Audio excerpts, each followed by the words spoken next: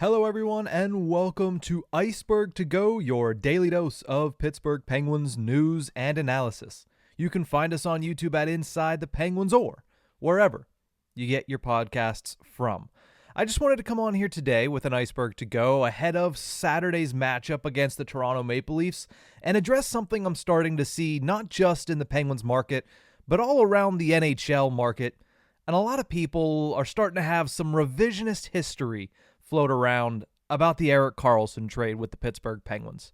When it happened, especially in Pittsburgh, I saw mainly an overwhelming positive reaction, but specifically so for certain outlets around the NHL.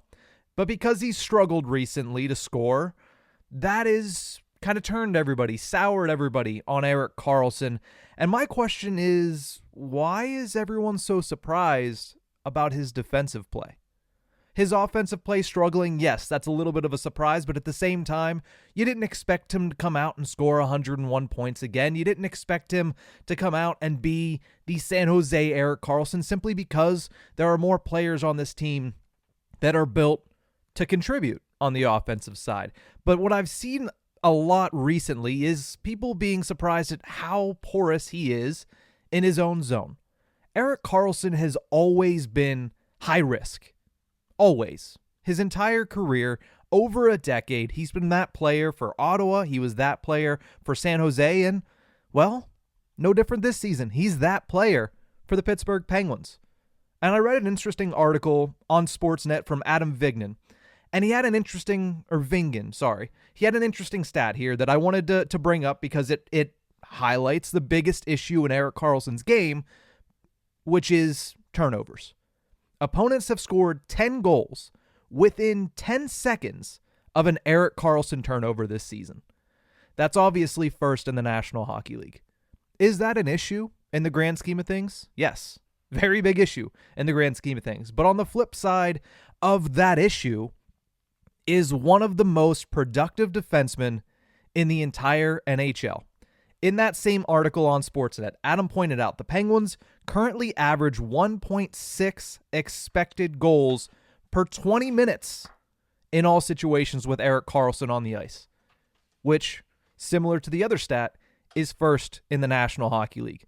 Not to mention, the Pittsburgh Penguins have outscored opponents 33-7 with Karlsson on the ice at 5-on-5 as well. You take the good with the bad. There shouldn't be any surprises about this. And yet, a lot of this discussion has circled around his recent scoring struggles because at the end of the day, if you're going to have the bad, you need the good as well. Erik Karlsson has 4 points in his last 12 games. He had previously scored 17 in the first 16 games of the season. So yes, he's on a cold streak, as is the majority of the Pittsburgh Penguins. But I'll say this. His underlying numbers have hardly budged. For those who take that into account, he is still easily the best defenseman when it comes to underlying numbers on the Pittsburgh Penguins. Easily the best.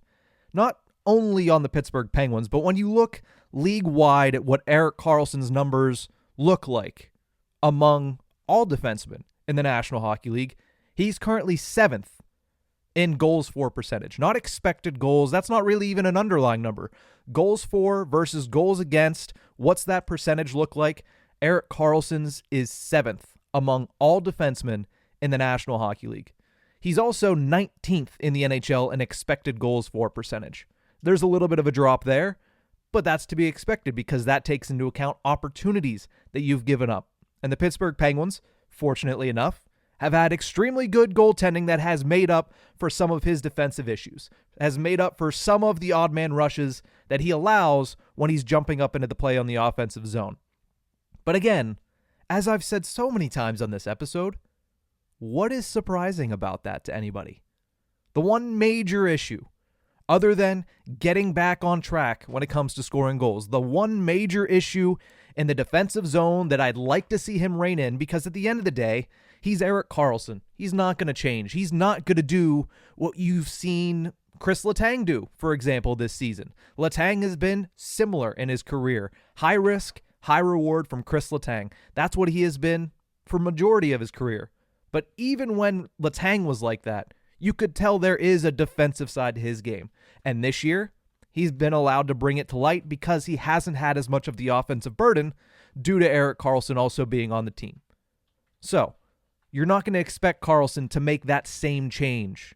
But the one thing I will say that he needs to rein in a little bit is his turnovers. As the scoring has decreased, the amount of turnovers that Erik Karlsson has had has increased. Now, there's an easy correlation to make there. He's obviously getting a little bit more high risk than normal because the puck just isn't going in the back of the net. Same splits, first 16 games of the season. With Erik Karlsson on the ice, the Penguins had 23 goals for, or 1.43 goals per game. They had 12 goals allowed with Erik Karlsson on the ice at 5-on-5, which is 0.7 goals allowed per games played. And in those 16 games, Erik Karlsson had 9 giveaways, or at least half a giveaway per game, essentially. In his last 12, instead of 23 goals, it's gone down to 9 goals. 1.43 goals per game down to 0.75 goals per game. And when it comes to goals allowed, though, that's also gone down. 5 goals allowed in the last 12 games with Erik Karlsson on the ice, going down from 0.7 to 0.4. So again, nothing has changed, and in fact, he's giving up less goals at 5-on-5 over the last 12 games than he was in the first 16 when he was scoring in every single game. The only thing that's changed, the biggest thing that's changed, I should say, not the only thing, is he has 8 giveaways in the last 12. He's gone from a giveaway every other game to now a giveaway in 2 out of every 3 games. That needs to be reined in. And that's a simple thing to rein in. That's not his nature. That's not high risk, high reward. That's something about Mike Sullivan sitting down Erik Karlsson and settling him down because Karlsson is struggling in the offensive zone, so he's trying to force the issue more. How many times have we said it with Chris Letang throughout his entire career? When things aren't going well on the score sheet, Letang forces more turnovers because he's trying to make up for the fact that he isn't scoring. Same thing with Karlsson. The offense is going to come. He's not going to continue to struggle the way that he has. And you even look at the last game, it's a perfect example. Erik Karlsson defensively was a mess against the Montreal Canadiens. Worse than I think we've seen him in black and gold. But he still picked up 2 points. You take the good with the bad. That's always been the deal when you have Erik Karlsson on your team. And yes, it's frustrating. It can be. Especially you look at a turnover like the one he had in the first period of the game against Montreal. It goes right to David Savard, and David Savard scores his first goal of the season, making him look like Erik Karlsson. It was directly off a turnover from EK65.